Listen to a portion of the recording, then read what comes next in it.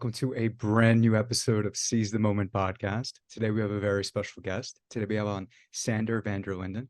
He's a professor at the University of Cambridge and a regular advisor to governments and social media companies on fighting misinformation. His research has been featured in New York Times, Rolling Stone, and elsewhere. He's also part of the Mental Immunity Project and CIRSE, Cognitive Immunology Research Collaborative, which aim to advance and apply the science of mental immunity to inoculate minds against misinformation.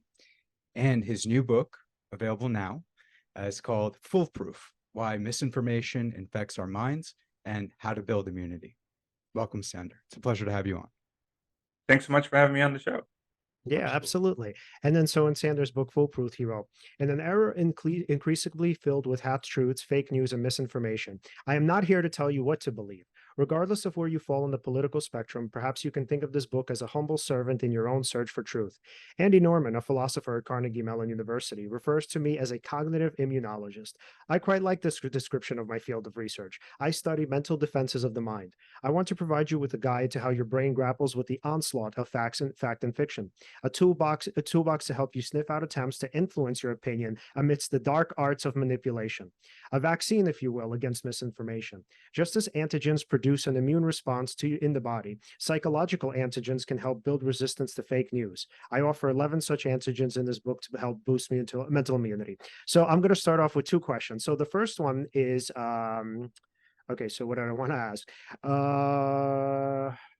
Okay, actually, I'm going to go backwards. So first of all, I want to talk about the depict model. So the depict model, where it's a combination of discrediting, emotioning, polarization, impersonalization, conspiracy, and trolling. How you fit that into what we would call cognitive immunology.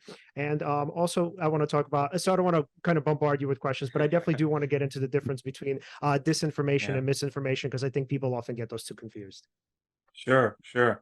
Yeah, I'm happy to actually maybe start with the latter, because maybe that's an easier one. So for me, disinformation is misinformation that's produced with some intention to deceive or harm other people. So I think for me, misinformation is anything that's false or misleading, and that could have been due to simple human error, right? Journalists make mistakes, scientists make mistakes, and when something is false, that's misinformation. But when we produce misinformation with the intent to deceive or harm other people, especially with some psychological motivation, which we know from research really upsets people. So, people find it acceptable that people make mistakes and that something turns out to be false, but people find it far less acceptable if that was done intentionally to dupe other people. And so that distinction for me is really what disinformation is all about: the involvement of explicit intent. And then to answer your other question, because it's kind of a nice bridge. When we started looking, doing in sort of our research, when we started looking for, what are the markers of intentional disinformation or misinformation that's produced with some intent to deceive people, we uncovered these tactics that are used throughout history and by various actors over and over again, and we even interviewed some people who do this professionally for a living to see what tactics they use. And that's kind of how we arrived at these 6 manipulation techniques. I mean, there's more. I mean, I call them the 6 degrees of manipulation in the book because a lot of disinformation can be broken down into these 6 tactics. But there's more of them. And sometimes it depends on the domain or the specific sort of topic that we're talking about. But across the board, these are pretty prevalent. And the way it fits into cognitive immunology is that we started thinking really about this as the building blocks of, if you think of misinformation or disinformation as a virus that can spread from one person to another, then you also want to know, what are the proteins, what's the makeup, the RNA or the DNA of a given virus? Like what are the building blocks that allows itself to reproduce and infect other people? And the involvement of these building blocks turn out to be pretty important. In fact, we have a simulator, an online simulator that allows people to create their own disinformation using these 6 building blocks. And it actually turns out, also when you look at conspiracy theories, for example, that the same ingredients almost go into every single conspiracy theory. So I know you've had other guests on who might disagree with me, like Michael Shermer, for example. He takes a different approach, that he wants to investigate every conspiracy anew. And look at the evidence for this particular one. because he has a PhD in history and he sort of takes a slightly different perspective. But from our perspective, it's more, let's look at all conspiracy theories more broadly. What are the recurring themes here, and can we use those to help people spot disinformation? And to give you kind of an example people can relate to, a lot of conspiracy theories involve dead people still being alive on an island somewhere. I Mhm. don't need to know anything about the world really to understand this pattern. Tupac Shakur still Yeah. alive on an island somewhere. Avril Lavigne actually dead Mhm. on an island somewhere, right? Princess Diana, right? Still alive on an island somewhere. Osama bin Laden still alive on an island somewhere. And so it is always the same trick. Um, and granted, sometimes they use a slightly different trick. And so it's not 100% sort of accurate, but it's about these tropes and building blocks that led us to formulate, okay, what are the key ingredients that go into producing disinformation, and what if we expose people to these building blocks, essentially, so they can build up their immunity? That was really the question, and what motivated some of this research. Mhm. Yeah, so since you mentioned Michael Shermer, I actually want to say something that, in his defense, but also in the way that you guys would agree. So I actually think you both had the same conceptions of conspiracy theories. So the way he conceives it is, and you mentioned this on, I'm not sure if you mentioned this in your book, but you definitely mentioned it on other platforms, where there's a set of core principles that inform specific conspiracies. So, and I also mentioned this when I believed in conspiracies, I had like these core principles, right? So on the one hand, you can't trust the government, you can't trust big institutions. People are in some ways pawns of those institutions because they're kind of their sheep. They don't really know. They're ignorant, right? They're not the sort of initiated or whatever. And then on top of that, there's a sort of belief that you can only really trust yourself. Let's say, the world is sort of this really dark and sort of dark, deep, dark place. It's kind of full of just poisons, things just Right. lurking around the corner. Yeah, so I think you guys would actually agree more so than you think. So when it comes to specific conspiracies, I don't think he would question every single one of them. I think there are some of them that he would look at and say, okay, this is a little bit more reasonable than some of the ones that are connected to these core beliefs. Oh, that's interesting. Yeah, it could have been that I've been following his. I see some of his tweets sometimes about the UFOs and how he goes in depth. He really goes the extra mile to debunk all of these Yeah. conspiracy theories, and I appreciate that. I think that's great. So it kind of led me to believe that he does kind of investigate all of these conspiracies. But it's good to hear that he also. So you're saying he also has this sort of notion that if you look at across conspiracies, there are certain tropes or narratives that are repeated throughout history, which should lead us to be rather skeptical a priori of some of these claims. Yeah. That's actually his book. Yeah. So the recent book that he had out last year, it's called Conspiracy. And so he talks about the different foundations of them. And so the outline is essentially how people form conspiracies and what are the foundations of them. And like these foundations are these sort of core ways of thinking. So I'll just give a quick example, just not to get into this too much. But when he says something Sure. like, so he's, when he thinks of systemic racism, I don't know if he would say that it's a conspiracy per se, but when he says, he's like, I understand when people think, let's say, there are sort of racial motives everywhere, let's say.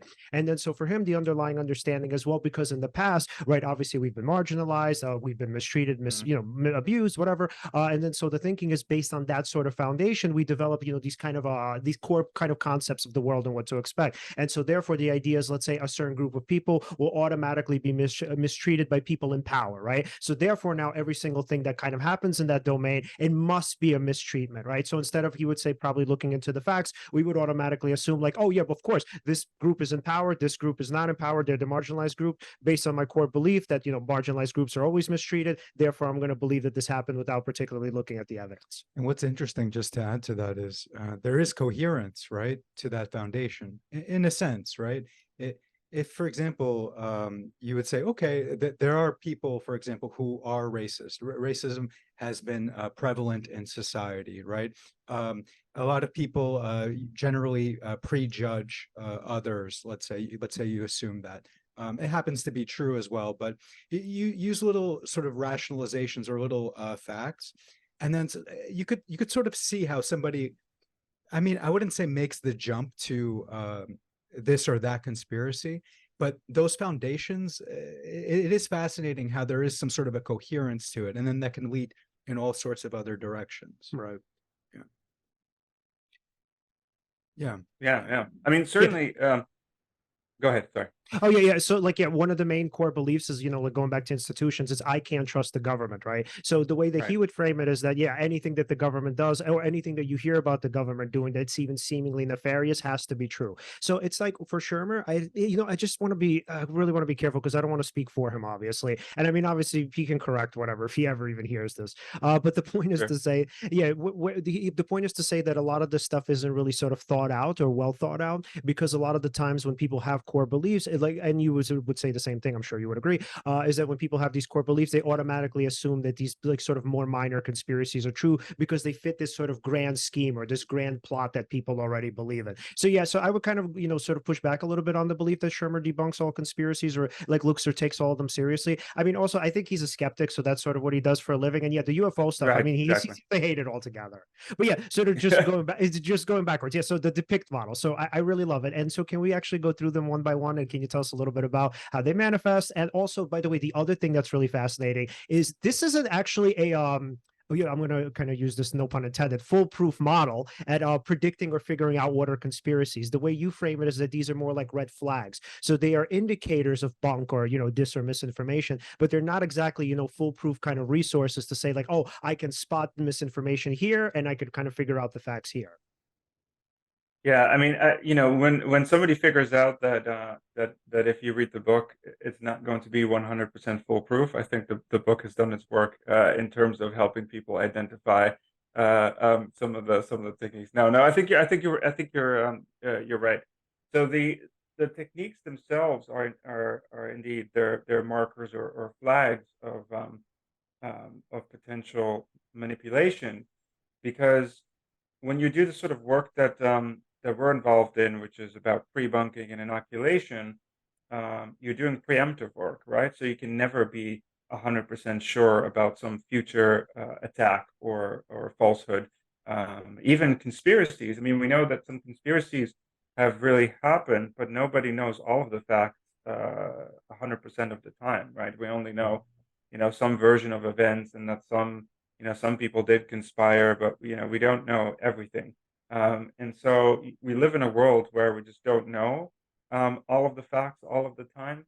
And so the best we can do really is look at the patterns that are associated with deception to help people form, in terms of skepticism, a healthy dose of skepticism towards the deployment of these techniques. And so that's right.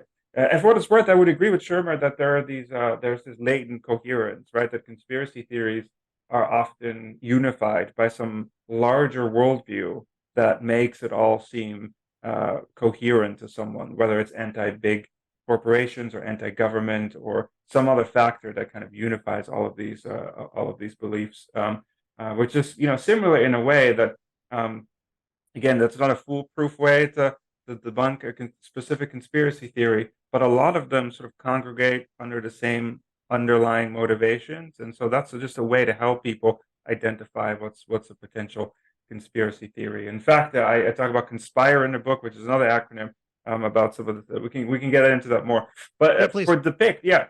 So impersonation is the I stands for impersonation. Um, I like to start with that one because it's easy for people to sort of imagine.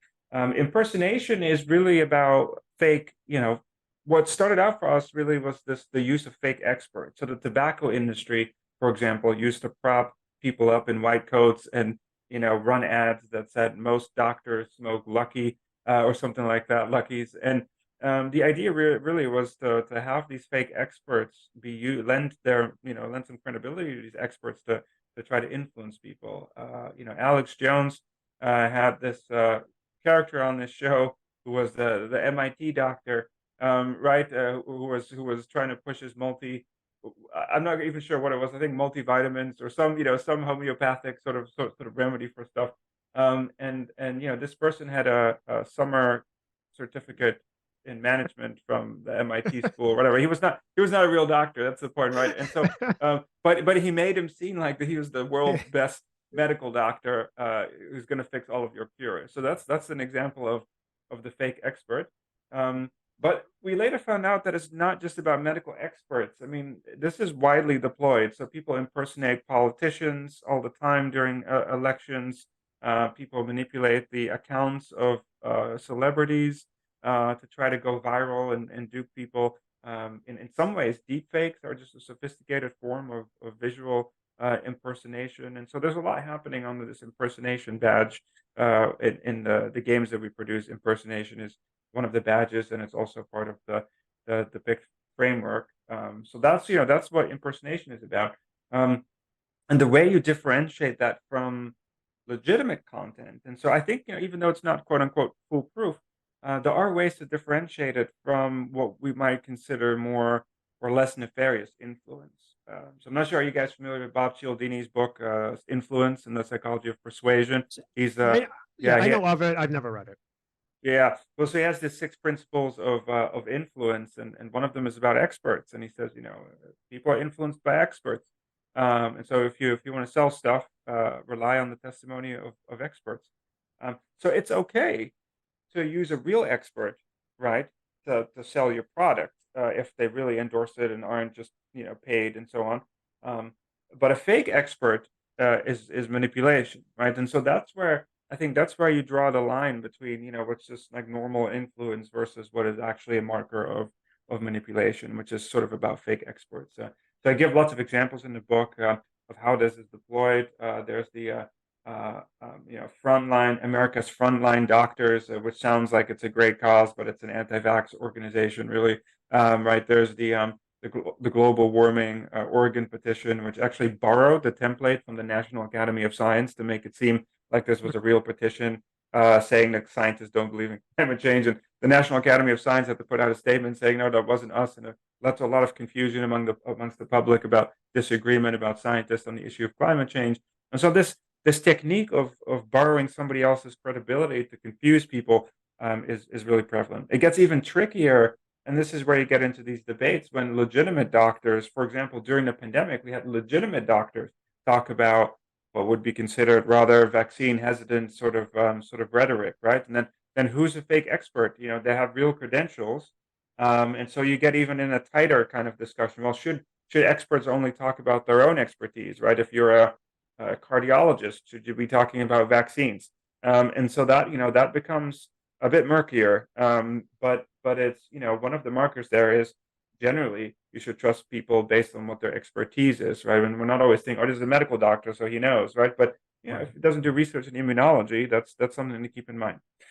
So if we move on to some of these other markers, the use of emotions is another popular one. I'm not just talking about emotions in general. I mean, we're all human beings, and emotions are part of life. But if you look at a lot of the research finds is that stuff that causes outrage and fear is more likely to go viral, has higher shock value, and is also more likely to be false.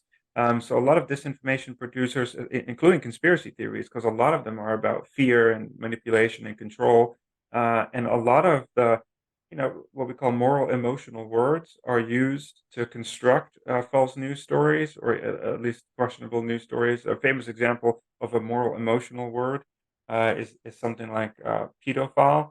Mhm. So that's something that's both emotional and moral for people, and that's why I see so much stuff about satanic pedophile rings, because that moral emotional dimension really gets to people, and so that's why it's a common ingredient in a lot of disinformation.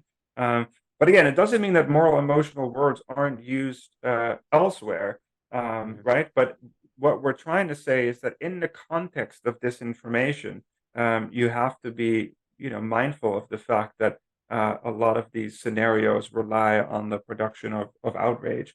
But I would even go as far as saying that when these things are used outside of the context of disinformation, some skepticism is probably still warranted if you come from the perspective that news and information should be objective and unbiased and adhere to principles of neutrality and scientific standards and so on, then it stands to reason that if somebody tries to influence you with a very moral, emotional story, that might very well have some truth to it.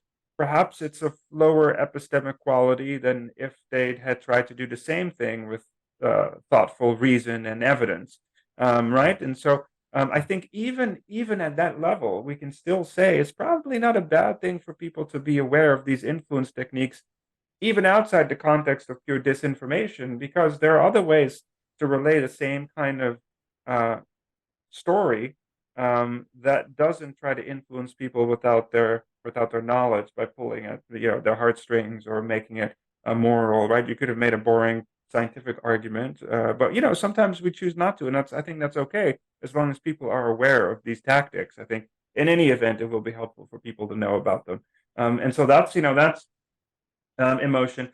Then polarization. I mean, that one's huge, right? So most disinformation not necessarily tries to convince people of falsehoods, but just has the aim of polarizing two groups in society, whether it's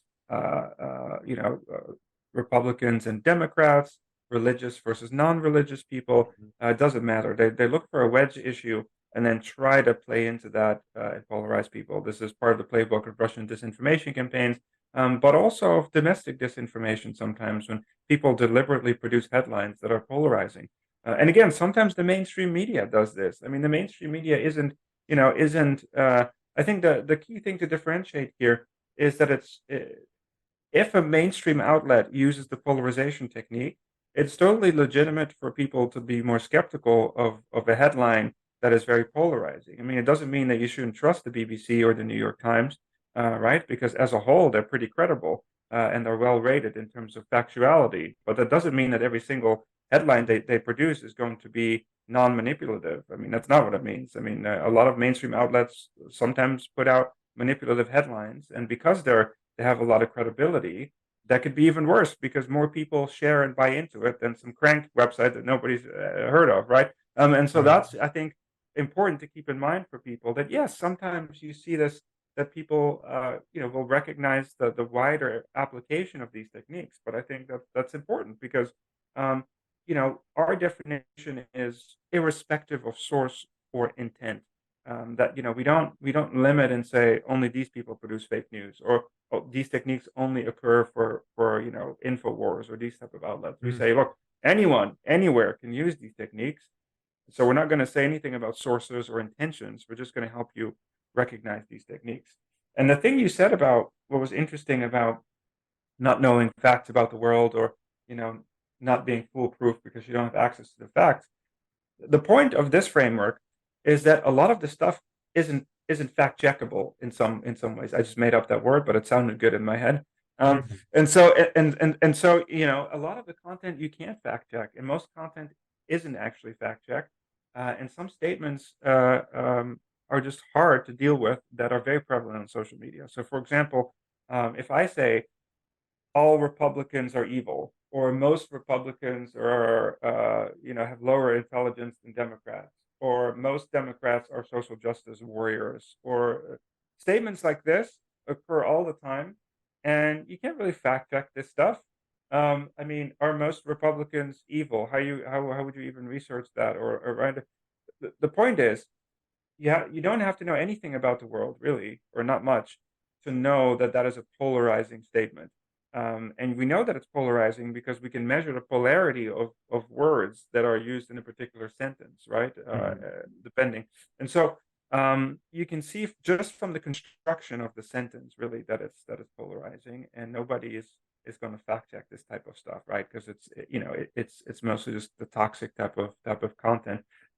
And so that is actually much more prevalent than flat Earth type of conspiracy theories, and that's why we think it's important that people are aware of these markers, right? That people can decide for themselves and say, look, this is a polarizing headline, so I'm going to assign it lower credibility. And I should mention, this is quite important, that we don't in our framework we don't tell people what. And you mentioned this in the quote from our book. That's why I think it's so relevant. We don't tell people what to believe in terms of true or false, and that's also precisely because of the reason that this framework doesn't guide you in terms of is this content 100% true or 100% false. That's not what it does, right? And so we Mhm. just want to help people calibrate their accuracy judgments and say, look, there's some of these techniques are present here, so I'm going to find this probably a little less accurate than if these techniques hadn't been present.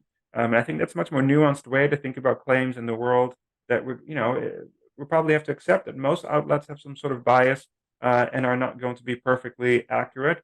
And so we live on a continuum of manipulation. And the best we can do is calibrate, our judgments in terms of how reliable we find something based on the degrees of manipulation that are present. And so, it kind of assumes that we live in a world where manipulation takes place, and that sometimes we can't know what's true or what's not, and that we calibrate our judgments based on these techniques.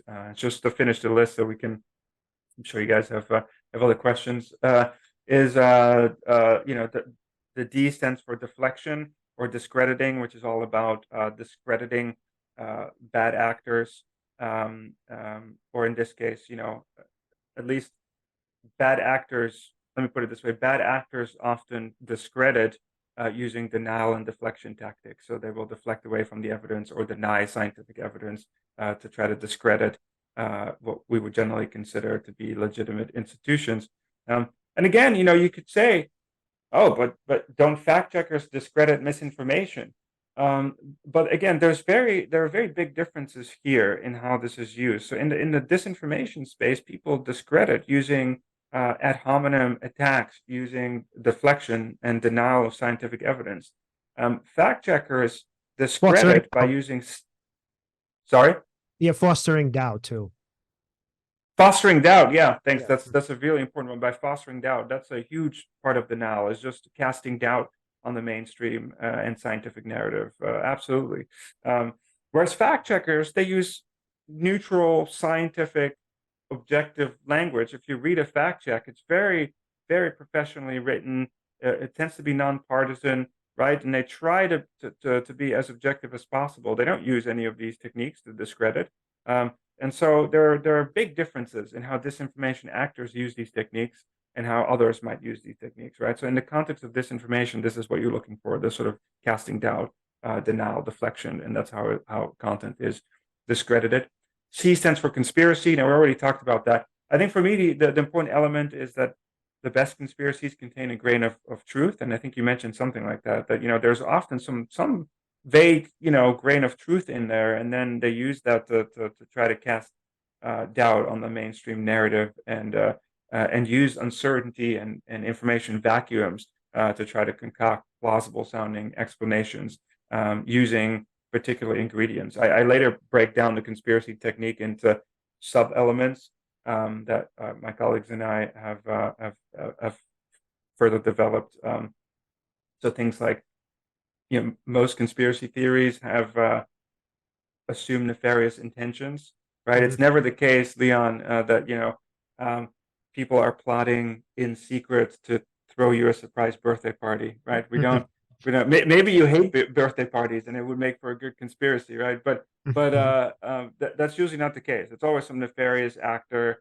It's a predictable plot, right? There's some guy, or mostly men, sometimes females, plotting in secret to concoct some evil plan. So there's this nefarious intention. There's incoherence. Often, even though there's this sort of global psychological coherence, the theories themselves are usually completely incoherent. Like either Osama bin Laden was already dead when they found him in the compound, or maybe he's still alive somewhere. And people will often endorse sometimes mutually exclusive conspiracy theories, and sometimes just contradictory accounts because of this global coherence. So it doesn't matter what it actually is, as long as it's anti-government, I'm on board, right? And that's, when you look at the specifics, it's often totally incoherent. A persecuted victim, right? There's always somebody in power and then some victim. That's how the stories are constructed. Reinterpreting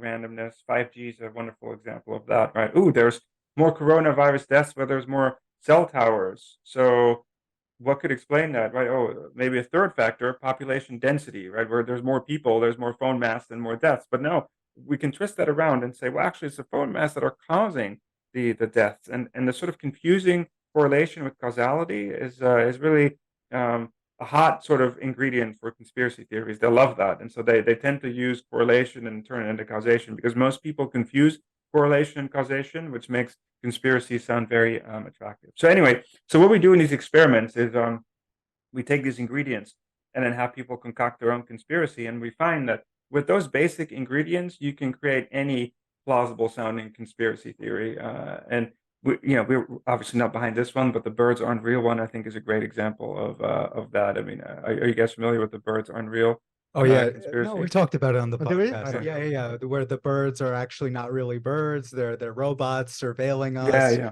The birds are not real. actually Yeah. don't remember this. Yeah. Okay.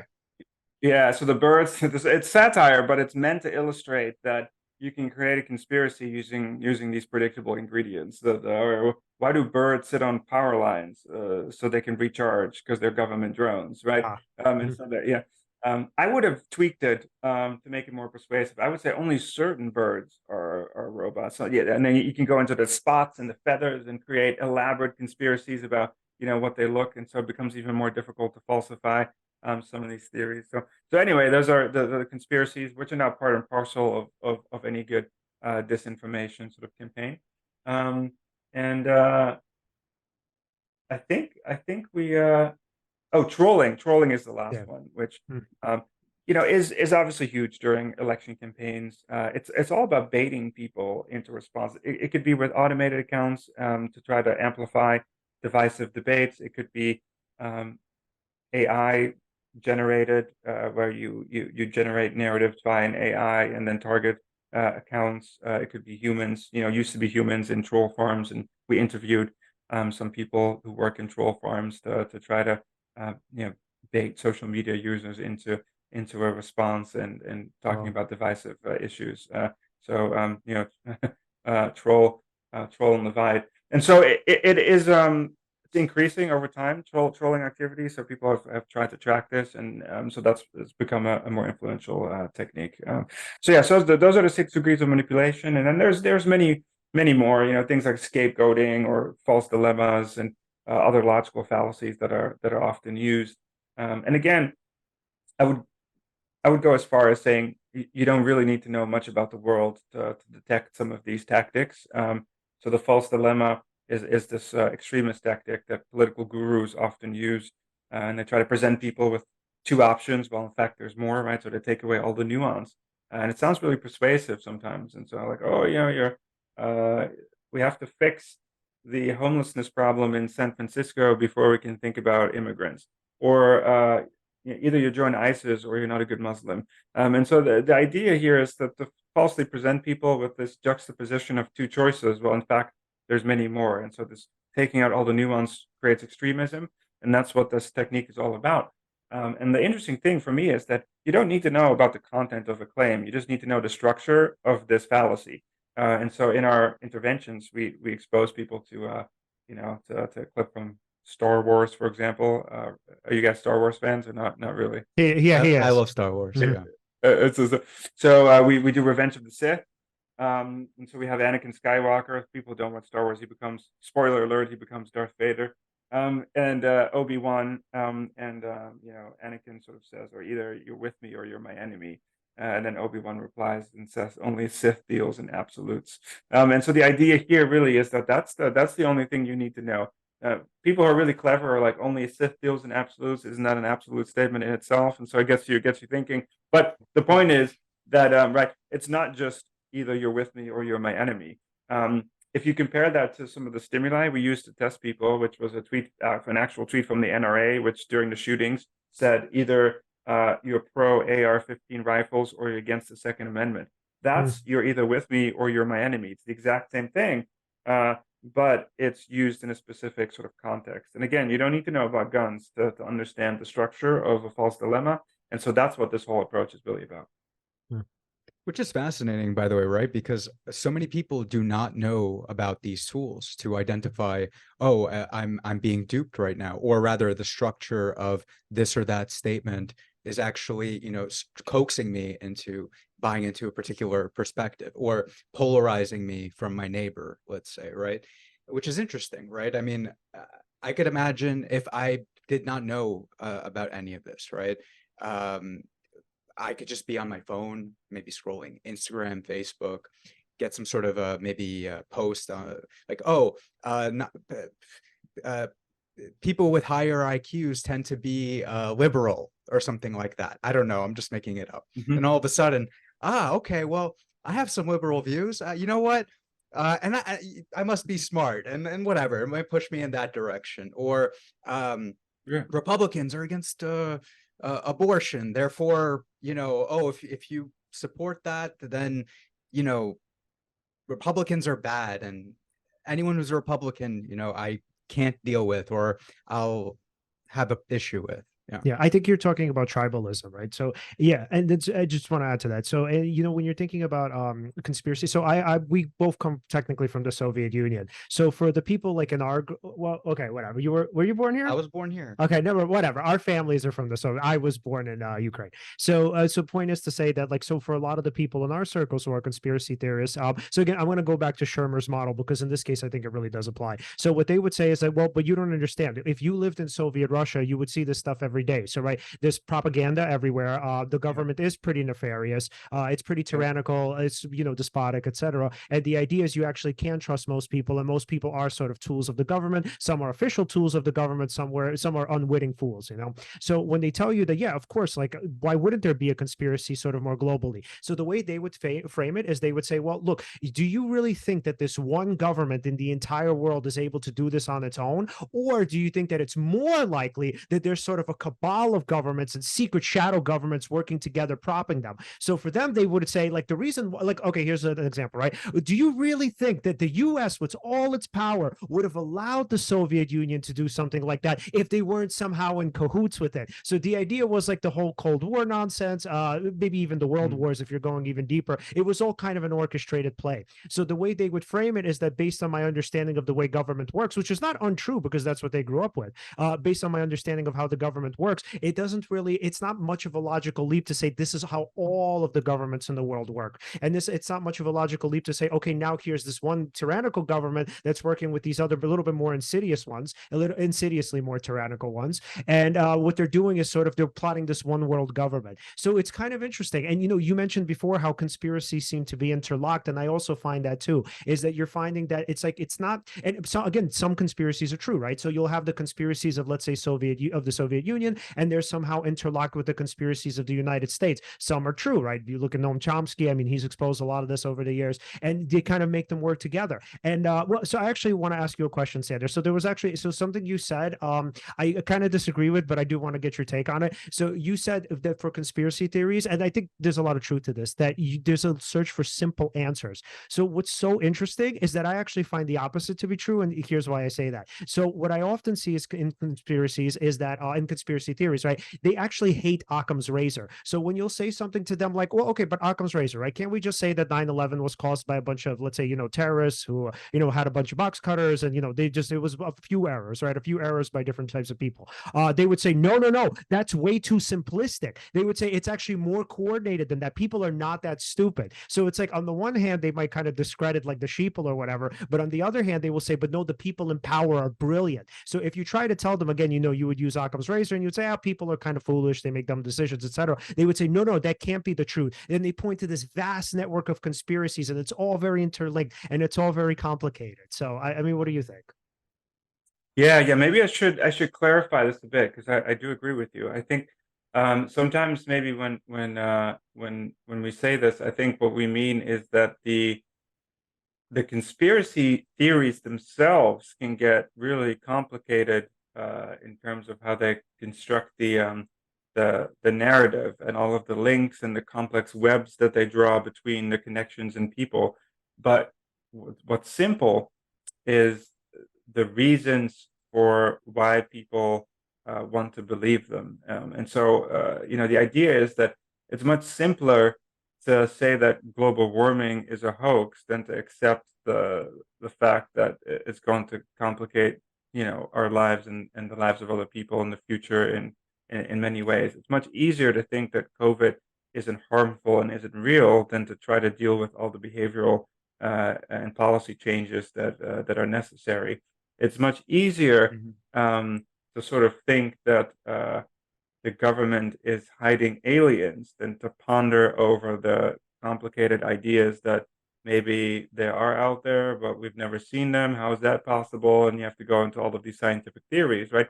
So the idea is usually that the conspiracy theories feed into these sort of simple needs that people have to want to get an answer for something that's actually quite complex and uncertain. right? Global warming, the science is complex. COVID, the science is complex. Aliens, actually, the science is quite complex. And so it's much simpler just to believe that it's all not true. So I think that's what we mean by saying that the motives are sometimes simple, but I agree that the theories themselves can get quite elaborate. Does that make sense? Yeah, maybe the distinction here is simple but not easy, or easy but not simple. Where it's like, for I mean, I think there's kind of complexity on both sides, but I think what you're saying is in terms of motivated reasoning, it's much easier for a person to believe. Like, let's say, I don't know, like let's say the government or whatever is hiding the fact that there's an afterlife or something, and we've always known that they're these sort of telekinetic people or whatever, and like so they're hiding all of this technology from us, or whatever it is, whatever you'd call psychic ability from us, rather than to believe that yeah, maybe there is no afterlife and maybe we're kind of here all on our own. I mean, Yeah, yeah. I think easier. Go ahead. Sorry. no, sorry, no, just the complex reality. I mean, what may be the actual reality, which is something harder to deal with, right? Where, for example, there are no people with psychic abilities or something like that. That, for instance, like on one level, it sounds like on the surface, I could see how you might say, no, that's a very clear-cut answer. Mhm. There are no people with psychic abilities. But then, I suppose there's something. You know what? Scratch the thought. It's an incomplete thought. I I'll stop there. I was just thinking that the actual what I guess what I'm trying to verbalize here is that the reality, what you have to sort of contemplate in order to integrate what is actually true versus using sort of existing information in your sort of belief set in order to rationalize an understanding or a coherent explanation of what is going on. It's harder to accept something unfamiliar versus something that is familiar. Like at least then you're still using your own resources to come up with an answer as to how does this make sense. Mhm. I I got you. could Yeah, work yeah. I on think yeah. no, no. I think that makes sense. And I like the term, easier. These things are easier to accept than reality, which is often complex and uncertain. So I think that makes sense. Perhaps simpler in the sense that I think sometimes there's this notion that okay, let's believe that some powerful people are plotting in secret to cause harm. That's a simple explanation because the other narrative is that there's actually some complex science that you would need to get into to sort of deal with it, or the complex distributed consequences of global warming or the pandemic or any of these theories, right? So the simpler answer is that there's somebody plotting in secret because it's always the same. It has a simple structure to it, uh, and that's, I think, sometimes, well, it's easier to accept, but sometimes people also say that's the simpler narrative.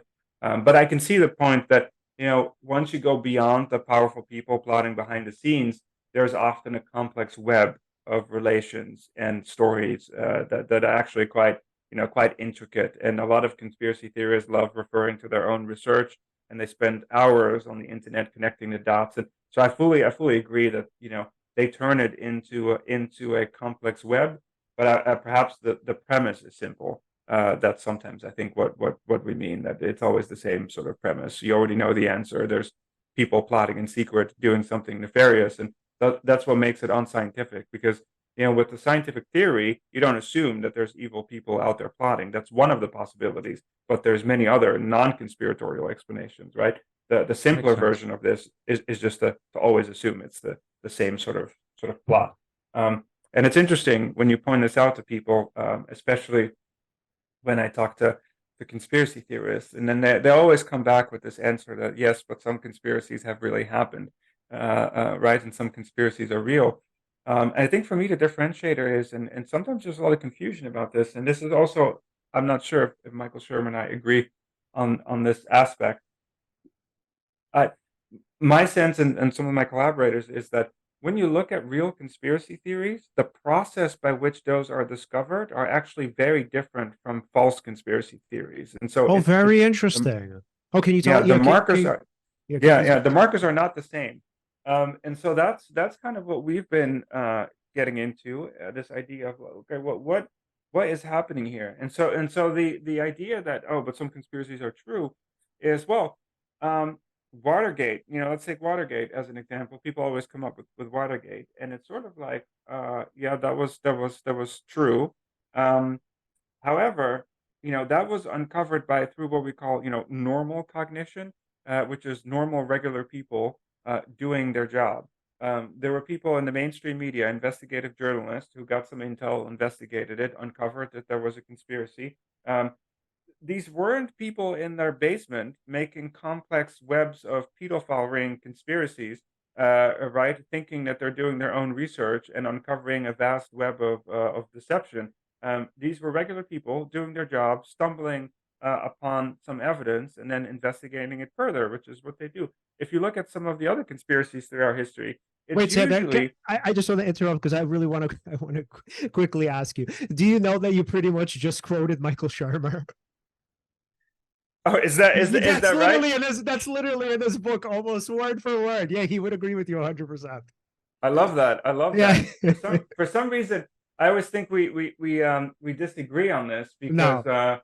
I always get this, and I don't really know him that well. I should say maybe I should actually read his book Yeah, you would love it. You would really love it. before I spread more fake news. Because Seriously. yeah, because he's always about this sort of, oh, but we have to investigate the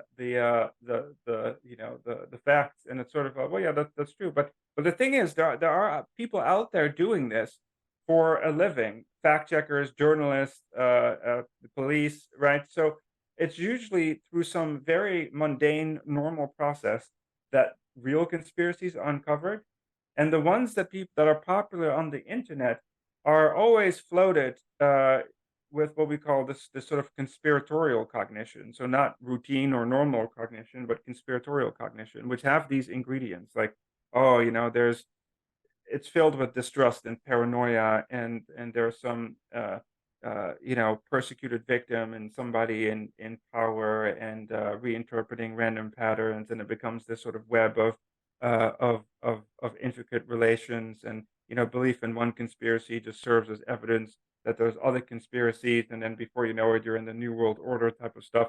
And all of that sort of what we call conspiracy cognition, or the conspiratorial worldview, right, is very likely to be false, because we know from mathematical models, and people like David Grimes have done the math on that. That if NASA would be faking the moon landing, the sheer amount of people required to keep that secret, you would almost have imminent failure of that type of conspiracy, right? And so he's actually calculated how many people are in the building, how, and he did this for many popular conspiracy theories.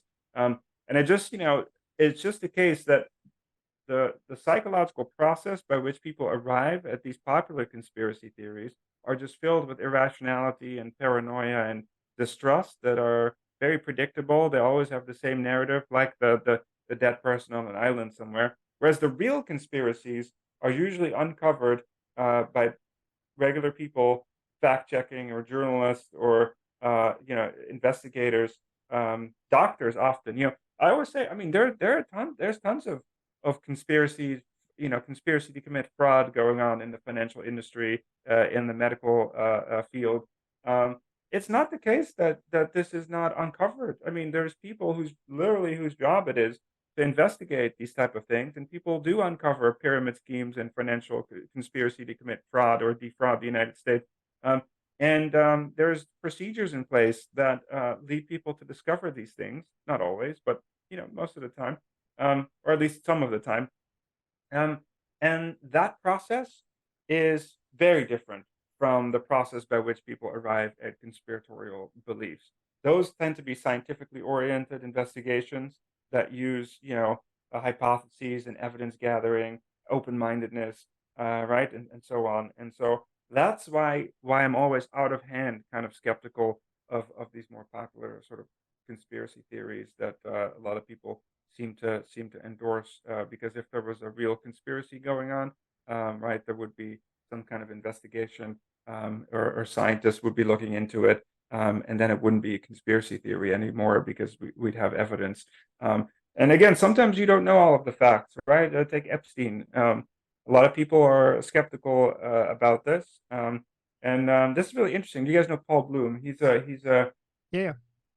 a well-known psychologist who told me on Twitter. He said, "Yeah, but doesn't it make sense for people to have a prior that assumes that maybe we should all be a little."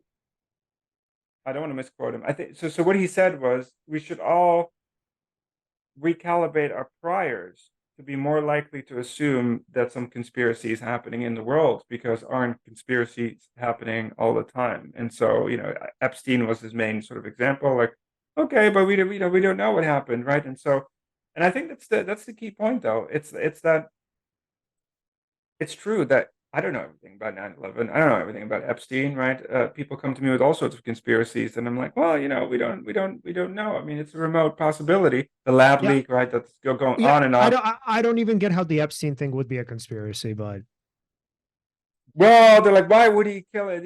And the whole thing with like, oh, the camera just happened to not oh, work, okay. right, right, and why would he, kill him? There were powerful people. He knew powerful people that wanted to silence him, and so it's because he was going to spill the beans or something like that, and so that's an example, but also the bioweapon lab leak sort of thing. I think people get really confused about. Sure, there can be accidents in a lab. Nobody's saying that there's never been any accidents, but that there's intentionally people plotting to create a bioweapon in a military lab and so on. That's an elaborate conspiracy theory for which there's very little to know, in fact, probably no evidence.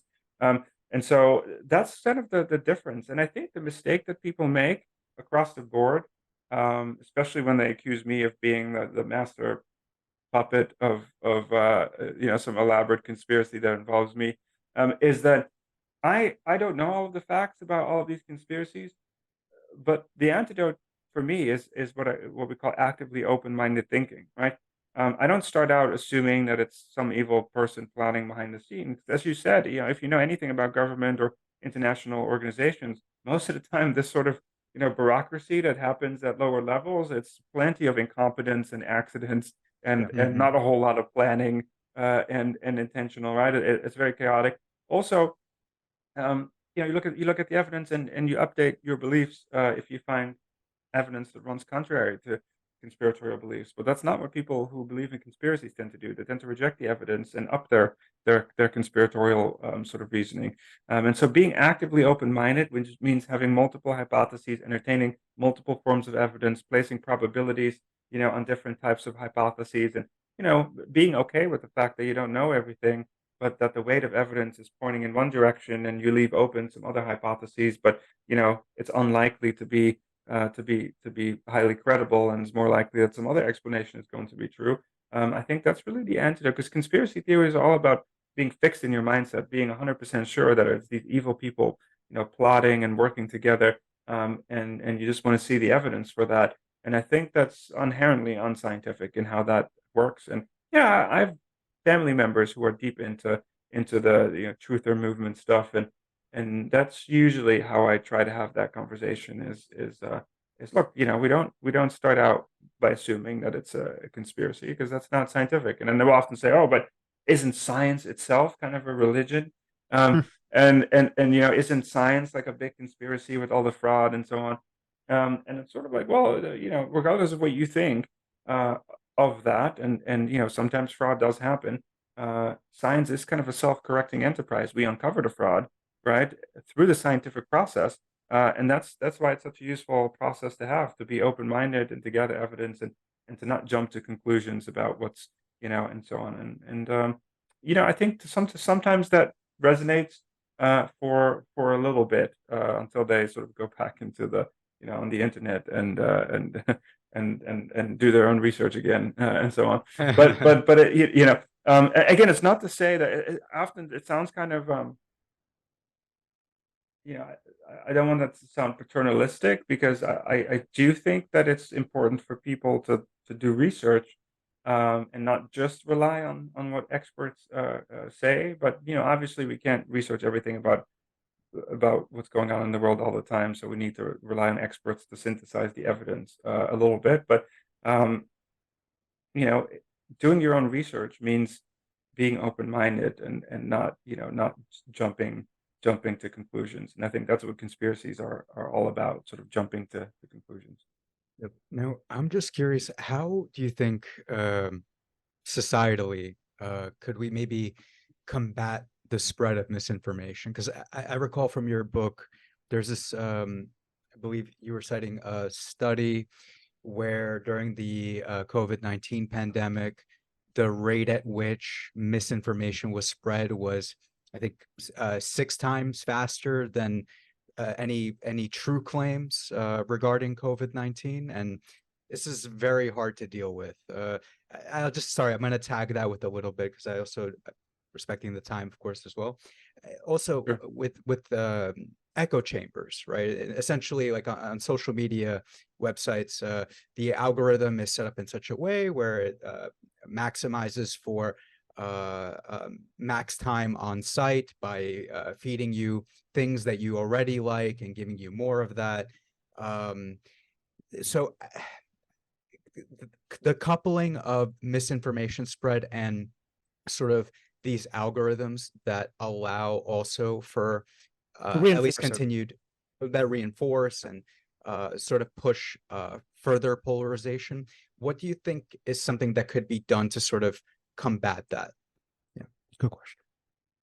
Yeah, it is. It is a good question. That's why I think I place a lot of effort and resources into this preemptive metaphor in the book because Right. it is, and this is kind of an idea for. Sometimes people ask me about how can you de-radicalize your cranky uncle or somebody who's down the rabbit hole in some echo chamber, and you know, as many in the medical field would probably agree, prevention is much more effective than cure in this context.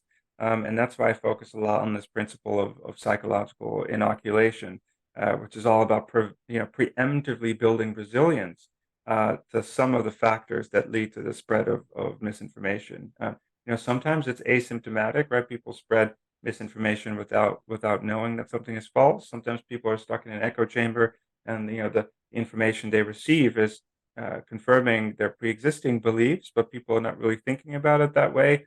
Right. And so how can you preemptively prepare people for these type of scenarios? And that's what this principle of pre-bunking or inoculation is all about. We use pre-bunking for people who are less comfortable with the vaccination analogy. But really inoculation is really about this idea that you actually preemptively inject people with a weakened dose of the virus. And so it follows the medical analogy exactly, really, that just as you inject your body with a weakened or inactivated strain of a virus to try to trigger the production of antibodies to help confer resistance against future infection, turns out you can do the same with the mind by Mm. preemptively exposing people to weakened doses of falsehoods or the techniques that are used to produce falsehoods, and by refuting them in advance or deconstructing their fallacies. This is the important part, right? You don't want to just expose people to weakened doses of disinformation. You actually want to deconstruct it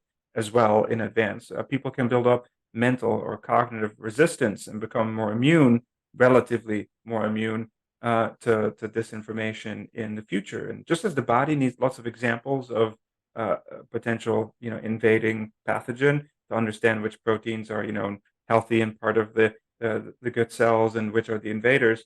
It kind of works the same with the mind. Your mind needs a lot of um, examples, microdoses of what deception or manipulation looks like in order to mount an effective mental immune response. And that's really what our research is all about. And to give you an example of the reasoning behind inoculation, it's really that people say, okay, is it different from education or critical thinking? And sort of, well, you can think of it as being part of it, but it's much more specific. It's all about showing facts and education are good, but they're not going to help you necessarily with a specific attack on your belief system or on your knowledge or on your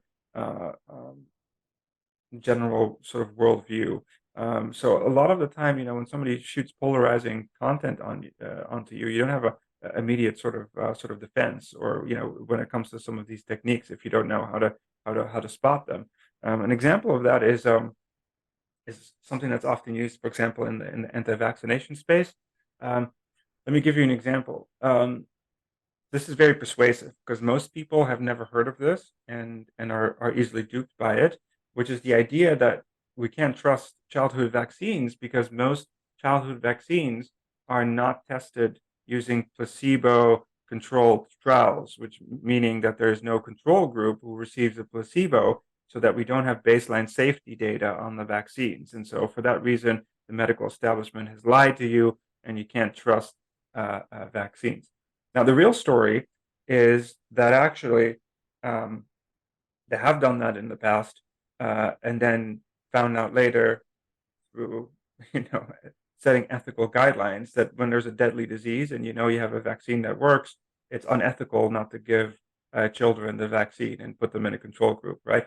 Uh, but without getting into the facts about this whole sort of thing, the way you would deconstruct this in an inoculation sort of sense is to provide a weakened dose to prepare people to prepare the mental defenses that people might need to deal with these kinds of arguments, which is kind of to say, well, Leon, if I were to put you in my experiment, we're going to test a new parachute. I'm going to give you this really fancy new parachute that is going to be real protective. And then for your buddy, he's going to get the placebo parachute this time, right? So that's not a real parachute, right?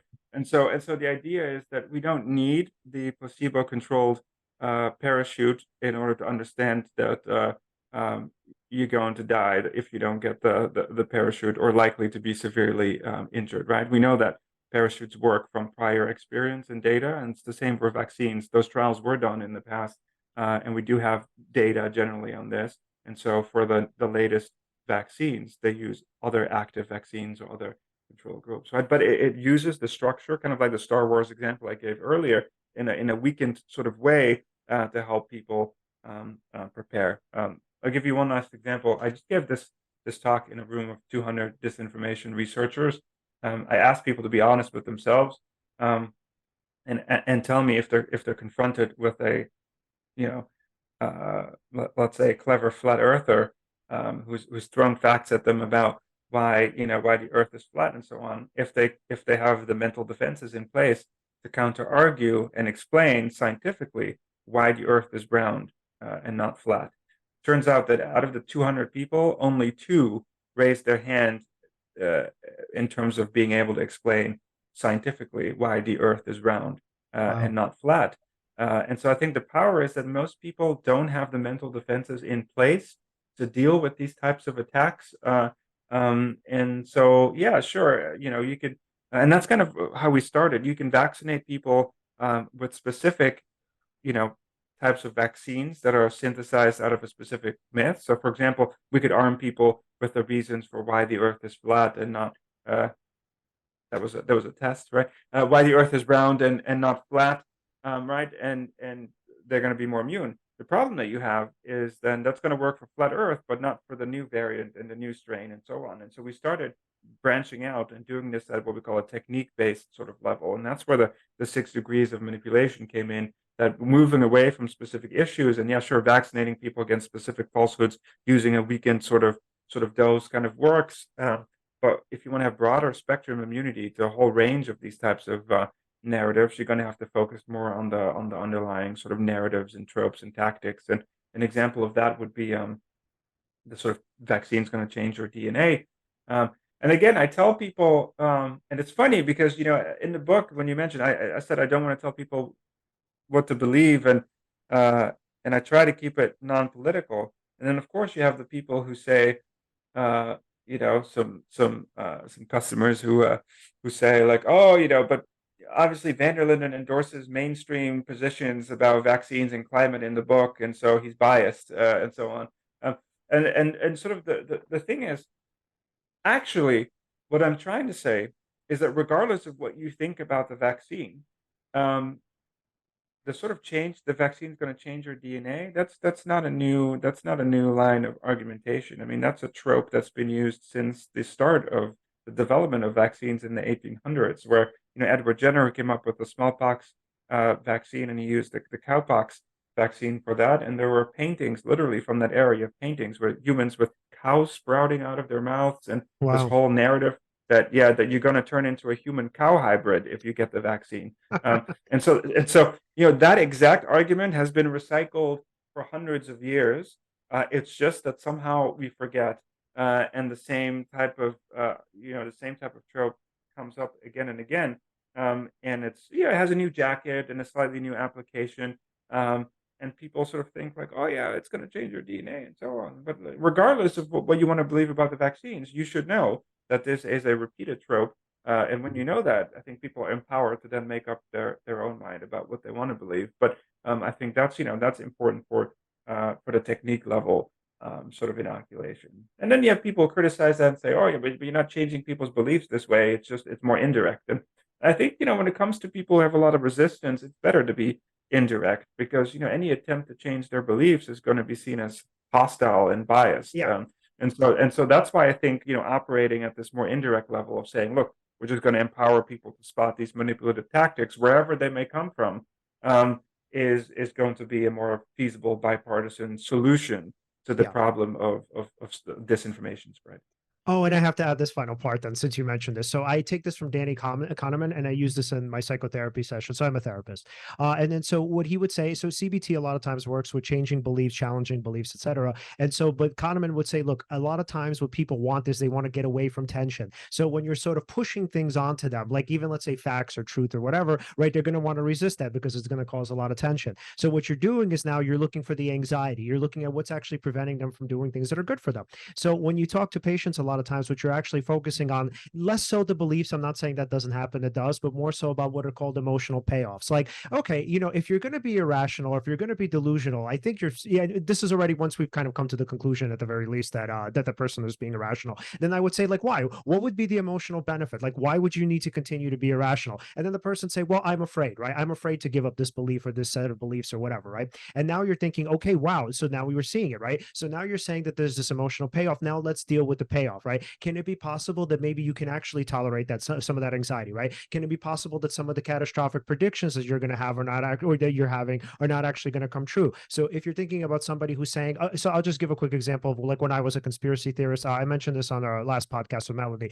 So my whole thing was like, okay, where do I go, and what do I do when I give these up, right? So I give up this set of beliefs. I have a whole group of people that's pretty much around them. I'm in a network of people who are virtually conspiracy theorists. Where do I go, right? So now the emotional payoff is twofold. Number one, I feel good about myself because I feel special. Number two, I have a community. What happens when I lose all of that? So like in psychotherapy, we would pretty much say, okay, let's try to find a way around that. So if you're saying that you need to be irrational and it's more practical for you to be so, are there other alternatives, and can you actually tolerate some of the anxiety that comes with actually believing facts? So I don't know. I just feel like that's maybe another way to go, especially with people who are kind of a little bit more paranoid, and that they're worried. Again, so they're worried that if I give up these beliefs, terrible things are going to happen to me, etc. And then also, I would say for the people who are afraid of randomness, that's another thing too. Again, not getting into this too deeply. So, but for people who are afraid of randomness, I think you would have to actually challenge that, not challenge it, but kind of work with it or address that fear. Because if on the one hand they're saying, well, it makes much more sense to me that there's a sort of global cabal working, against us,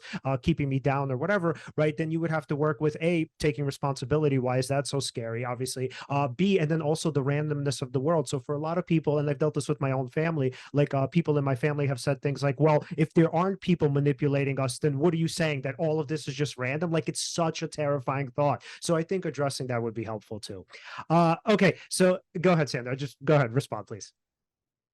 Yeah, yeah, no, absolutely. I was just thinking as you were explaining this. I often, people often ask about, oh, how do I talk to, a family member who's deep into QAnon or conspiracy theories of some sort, and it's sort of like, well, this approach is really for other people at the table. So, when you're at your family gatherings and your conspiracy uncle is spouting off the narratives, it's really to pre-bunk and inoculate everyone else, so that they don't become quote unquote infected with the same ideas. Because conspiracy theories are really contagious, and we've done some research on that. They're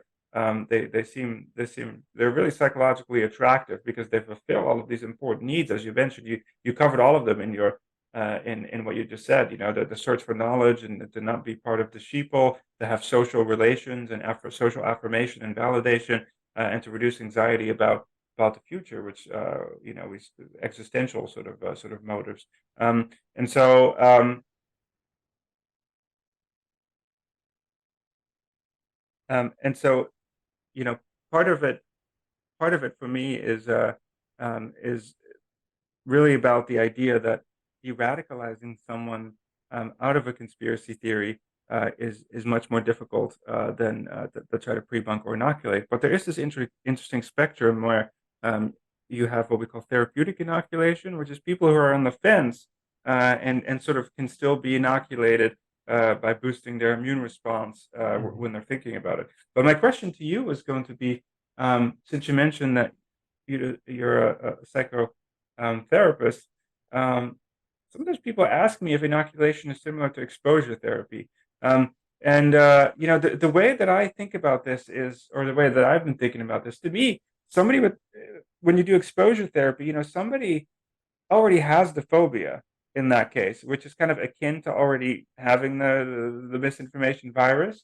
And so it's more like really like almost like de-radicalization or therapeutic inoculation, where you're kind of working like with somebody who's, you know, on the fence, or somebody who's already sort of deep down the rabbit hole. I guess you do micro exposures. You build up the resistance, but I'm not sure how that works. But the inoculation would have to be the weakened dose in order for it to fit with the framework. But you don't incrementally increase the weakened dose Yeah, in the inoculation. I actually I wouldn't say that that's a pretty good analogy, just because with exposure therapy, I mean, the person is already, I'm going to just use the term, I'm not saying it's exactly apt, but it's is already diseased. So for the person going through exposure therapy, I mean, they're already coming in with some sort of severe phobia. So I would argue it's not the same thing as inoculation, because technically it would Right. be pretty unethical to make a person afraid of something, even in actually, well, I mean, I guess parents would do that with children, where they would just expose them to, things little by little, and, just to kind of negate some of the fears. But I wouldn't say that's exposure therapy. I would say exposure, yes, that's a good concept here, but not exposure therapy, because exposure therapy implies a severe phobia to begin with. Yeah, that's what I thought. Right, and then you need much more intensive sort of therapy, and that's to me also this idea of people who are already diehard believers in Yeah. conspiracy theories, and maybe that's going to be a next book that I want to get into, because as you mentioned earlier, I think that the remedy for that is much more structural. You need to give people uh, alternative social relationships, an alternative community to offer. Right, you need to take things slow and not push people too hard. It's going to take much more time. And so there's all of these structural factors that it's almost like getting people out of a cult in some way, right? Or You religion. need, Absolutely. or religion, yeah. You need all of these support systems in place, and that's just a much more difficult lift. And that's why I stress prevention so much when it comes to this stuff. But yeah, when somebody's, I totally agree that when somebody's already down the rabbit hole, you need these other type of solutions.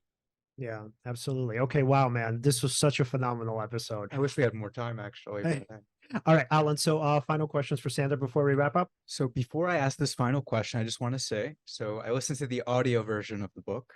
I love that you actually narrate it. Not a lot of authors do the Yeah, yeah. narrating. It And was it was difficult to do this. I mean, I was in a studio for 6 days. My voice was totally gone. The amount of times that you mess up and have to. I got so much sympathy for people who do animation for a living or voiceovers. I mean, it's such hard work. It was a cool opportunity, because there's a studio here in Cambridge where apparently Pink Floyd recorded, and so there were a lot of cool things going on that were distracting me from the owner's work that I had to do to record this. But I told him to get Morgan Freeman, but yeah, he wasn't he wasn't available, the voice of God. And Yeah. so yeah, so you ended up with me. So hopefully by the end it still no, sounded it was great. It was great. It was also, on top of just being very informative, it was also there were times where I found it very funny, actually. I found myself laughing while listening as oh, well. So that's it's like good. very entertaining and informative at the same time, which is great. I But appreciate yes, that. absolutely. And what I wanted to actually ask is, if we wanted to follow you and of course follow your work, where can we do that? And the Mental Immunity Project too. Yeah, yeah. So I'm, part of the Mental Immunity Project, which is on all sort of social channels. If people want to know more about the book or the work, we can go to sandervanderlinden.com or foolproofbook.com.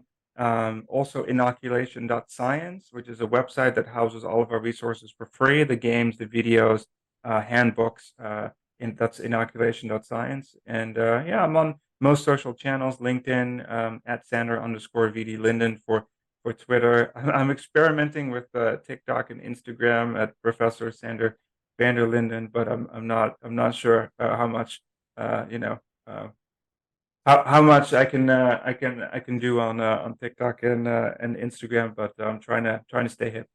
Absolutely. Awesome. And then obviously my last recommendation is I really, really implore you to check out Michael Shermer's Conspiracy.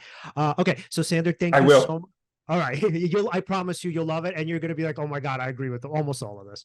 Okay, so Sander, thank you so much for coming on, man. This was an epic show. Thank you so much. My pleasure, guys. Thanks for having me. Absolutely. We'll talk to you soon, man. Have a good night. You too. All right.